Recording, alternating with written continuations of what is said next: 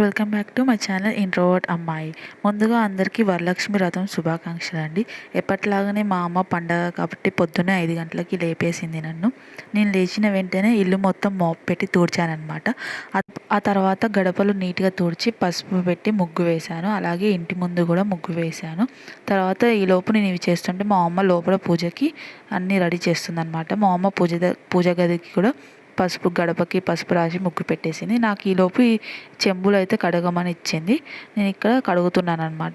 మా మమ్మీ నేను కడిగే లోపల ప్రసాదాలు ప్రిపేర్ చేస్తుంది. ఇవైతే తెల్లగా అయితే తోమేశాను నేను. మా మమ్మీ అయితే ఒక 5 టైప్స్ ఆఫ్ నైవేద్యాలు అయితే ప్రిపేర్ చేస్తుందన్నమాట.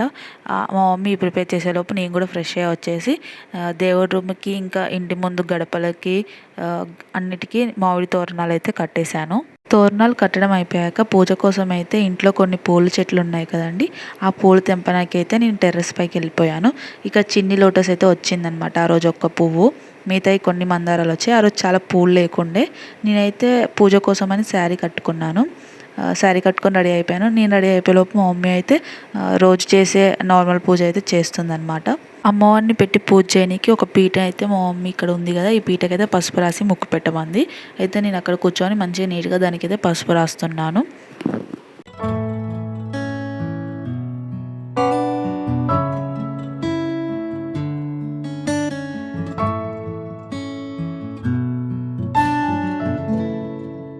మా మమ్మీ అయితే ఇక్కడ అమ్మవారి పూజ అయితే స్టార్ట్ చేసింది.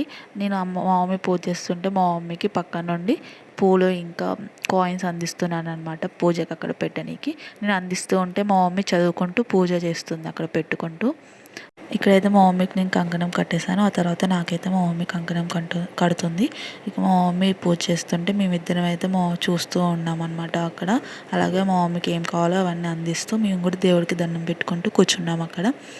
సౌభాగ్య లక్ష్మీ రావమ్మ అమ్మా, సౌభాగ్య లక్ష్మీ రావమ్మ.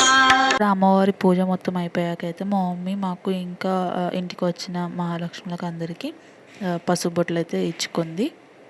చూసేయండి.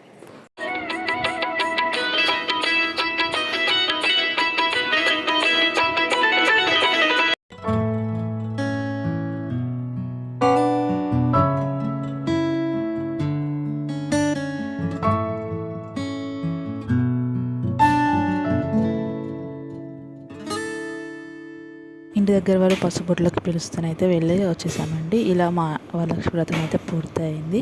ఈ వీడియో కనుక మీకు నచ్చినట్టయితే లైక్ చేయండి, సబ్స్క్రైబ్ చేసుకోండి.